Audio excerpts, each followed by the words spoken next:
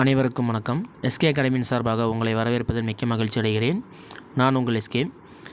Already ஒரு video ஒன்று post பண்ணியிருந்தோம். அதில் சம் எரர் இஷ்யூஸ்னால என்ன ஆயிடுச்சு அப்படின்னா, அந்த பிடிஎஃப் டிலேட் ஆகிடுச்சு. சரிங்களா? அதனால் அந்த பிடிஎஃப்பில் என்னெல்லாம் இருக்குது அப்படிங்கிறத ஒரு வீடியோவாக போட்டுருவோம் அப்படிங்கிறதுக்காக தான் இந்த வீடியோ. சரிங்களா? நம்ம டெஸ்ட் பேட்ச் ஸ்டார்ட் பண்ணுறது மார்ச் 8 ஸ்டார்ட் பண்ணுறாங்க. Invertebrate 15 card data. அதில் டைமிங் உங்களுக்கு இருக்கும். காலைல 10 மணிக்கு ஆரம்பித்து 1 மணிக்கு முடிகிற மாதிரி இருக்கும். ஆன்சர் கீ உங்களுக்கு டைமிங் குரூப்பில் போஸ்ட் பண்ணுற டைம் என்ன அப்படின்னா 2 மணிக்கு நாங்கள் போஸ்ட் பண்ணிடுவோம். சரிங்களா? 15 chordata, 22 cell and molecular biology, 29 genetics. April month எடுத்துக்கிட்டிங்க அப்படின்னா, அதாவது ஒவ்வொரு யூனிட்டுக்கும் 1 வீக் டியூரேஷன் கேப்பில் தான் நம்ம என்ன பண்ணுறோம்னா எக்ஸாமினேஷன் கண்டக்ட் பண்ணுறோம். சரிங்களா?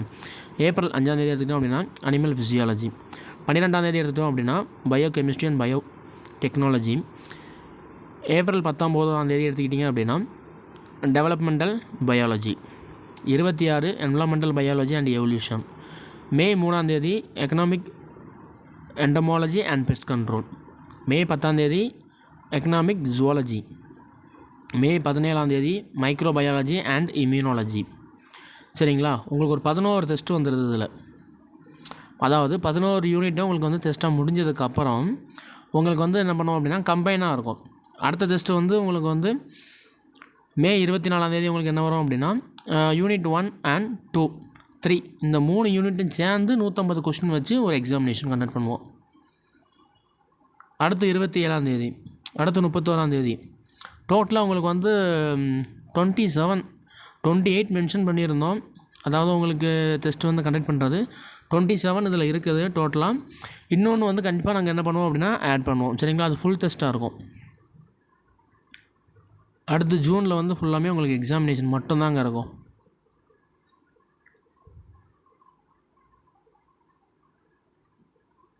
யூனிட் வைஸாக வந்துக்கிட்டே இருக்கும்.